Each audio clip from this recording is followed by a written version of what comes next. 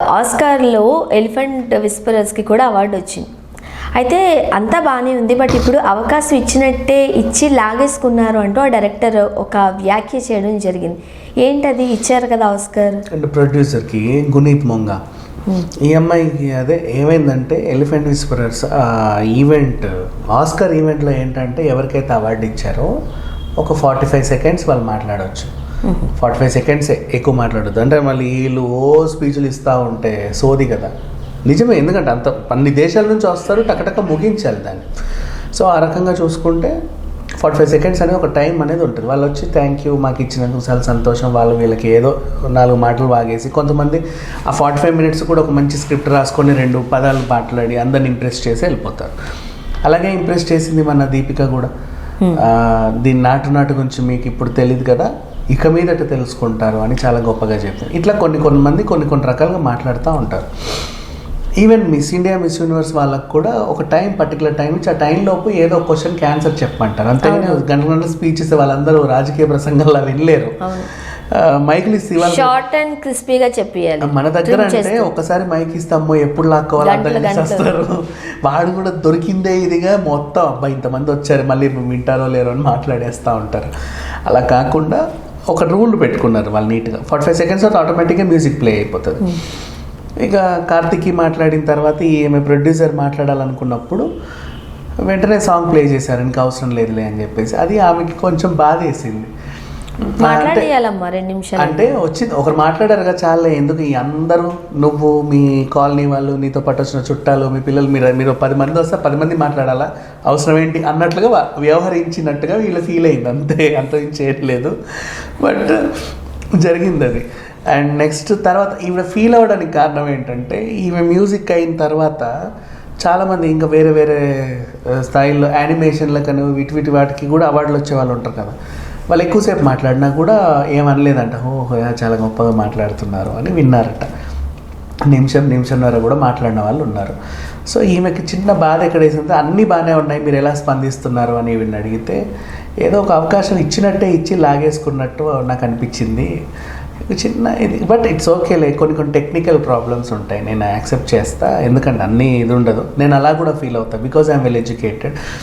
Reason ఏంటంటే ఇప్పుడు ఒక పెద్ద సీఎంని పిలిచి పెద్ద బహిరంగ సభ పెట్టావు అనుకోకుండా, ఆ టైంకి మైక్ కొయ్యి అంటది, వీళ్ళు మాట్లాడేది వినకుండా. అప్పుడే వాడు ఏదో ఇంపార్టెంట్ విషయం చెప్పాలనుకుంటాడు, ఆ టైంలో మైక్ స్పీకరో ఏదో అయ్యిద్ది, ఏదో బ్లాస్ట్ అయ్యిద్ది, లేకపోతే కరెంటు పోద్ది, సడన్గా వర్షం పడుద్ది, రకరకాలు ఉంటాయి. అంటే అప్పుడు కాకపోయినా తర్వాత అయినా ఛాన్స్ ఇస్తారు కదా, అఫ్ కోర్స్ ఇవ్వాలి. ఎందుకనంటే అన్ని సంవత్సరాలు ఉన్న దాన్ని ట్రిమ్ చేసుకుని చాలా షార్ట్ అండ్ క్రిస్పీగా ఎడిట్ చేసుకుని వచ్చినప్పుడు, దట్టు దానికి అవార్డు వచ్చినప్పుడు మనసులో ఏవో 2 మాటలు ఉంటాయి.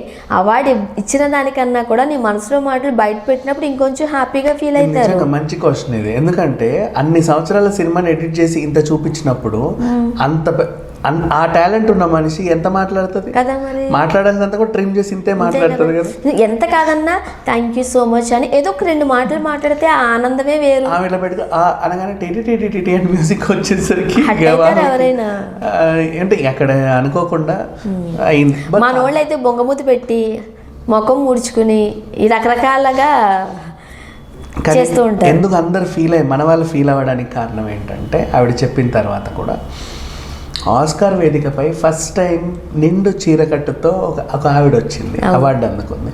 ఆవిడ 2 మాటలు మాట్లాడితే హిస్టరీలో అలా ఉండిపోయేది, అది లేకుండా పోయింది ఆ ఒక్క అవకాశం. సో ఆమెకు కూడా ఆ టేపుల్లో ఆమె గొంతు లేనందుకు చాలా ఫీల్ అయింది. ఖచ్చితంగా ఎవరైనా బాధపడతారు.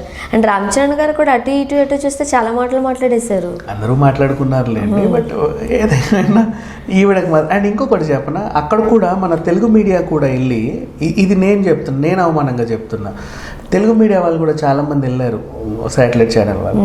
ఎంతసేపు ఆర్ఆర్ అన్నారు తప్ప పాపం వాళ్ళకి ఒక మైక్ పెట్టి అదే కదా, ఎందుకు చెప్పలేదు, ఇదండి ఏదో మాట్లాడవచ్చు కదా, తప్పే. ఇప్పుడు ఎంత ప్రోగ్రామ్ మన గురించే మాట్లాడు, ఇంతన్నా వేరే లాంగ్వేజెస్ గురించి కూడా మాట్లాడాలి కదా. దట్టు ఏదో ఒక సినిమాయో కథో కాదు, ఇది ఒక డాక్యుమెంటరీ లాంటి ఫిల్మ్ కాబట్టి ఖచ్చితంగా దీని గురించి మాట్లాడి తీరాల్సిందే. పైగా ఆర్ఆర్ఆర్ కంటే కూడా ఇది అఫీషియల్ ఎంట్రీ. Official entry. అవును. అదన్నా వాళ్ళు ఏదో వీళ్ళు దొడ్డిదారి నుంచి వెళ్ళి తెచ్చుకున్నారు. అఫీషియల్ ఎంట్రీ ఇది. అండ్ మంచి పెద్ద ప్రొఫెసర్స్ ఫుల్ హైలీ ఎడ్యుకేటెడ్ వాళ్ళు తీసినటువంటి ఒక మంచి డాక్యుమెంటరీ. దాన్ని ఇట్లాంటి ఎవరు చూస్తాడు. అప్పుడే నెట్ఫ్లిక్స్ లో టెలికాస్ట్ అవుతుంది చూసారా, పిక్చర్ క్వాలిటీ ఎంత బాగుందో. అంటే ఒక ప్రొఫెషనల్ ఫోటోగ్రాఫర్స్ లేకపోతే ఒక నిజంగానే ఒక సినిమా మీద మనసు పెట్టి తీసినట్టుగా తీసారు. అది తీసారు. అనుకోకుండా పుట్టిన కథ, అనుకోకుండా చేసిన డాక్యుమెంటరీ, అనుకోని అవార్డు, అనుకోని అవమానం. అదే అనుకోని అవమానమే, కరెక్టే. ఇలా అయిపోయింది దీని పరిస్థితి. సో ఈ రకంగా చూసుకుంటే మన వాళ్ళు కూడా ఆ అవమానంని కూడా హైలైట్ చేసి చెప్పట్ల కనీసం. ఈ పాపం అంటే కనీసం కొంతమంది అయ్యో పాపం అనే వాళ్ళు ఉంటారు. ఆ వార్త కూడా ఏదోలే ఆమెకి ఏదో అయిందంట వదిలేద్దాం, ముందు ఆర్ఆర్ఆర్ వాళ్ళు ఎక్కడ ఉన్నారో చూడండి, వాళ్ళు ఎటు వెళ్తున్నారో చూడండి అనే రకంలోనే ఉన్నారే తప్పితే ఇక్కడ ఏం లేదు. అండ్ వాళ్ళు కూడా అక్కడ మన శాటిలైట్ వాళ్ళు కూడా కొంచెం ఒక 5 నిమిషాలు వీళ్ళతో మాట్లాడు, ఒక చిన్న ప్రోగ్రామ్ కూర్చోబెట్టి మాట్లాడితే బాగుంది అనిపించింది. బట్ వీళ్ళకి కొద్ది గౌరవం దక్కింది.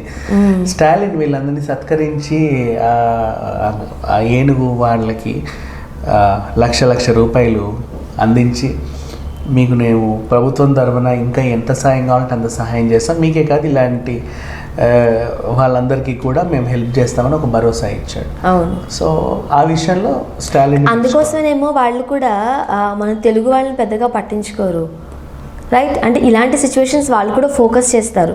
ఫోకస్ చేసి ఎప్పుడు ఎవరిని ఎలా తొక్కాలో మాకు తెలిసి అనుకుంటారో ఏమో. ఇది కామన్. మనకి పొన్నియిన్ సెల్వన్ టైం నుంచి కూడా వాళ్ళు గుర్రుగా ఉన్నారు ఒకనొక సిచ్యువేషన్లో, మనం చూస్తూనే ఉన్నాం.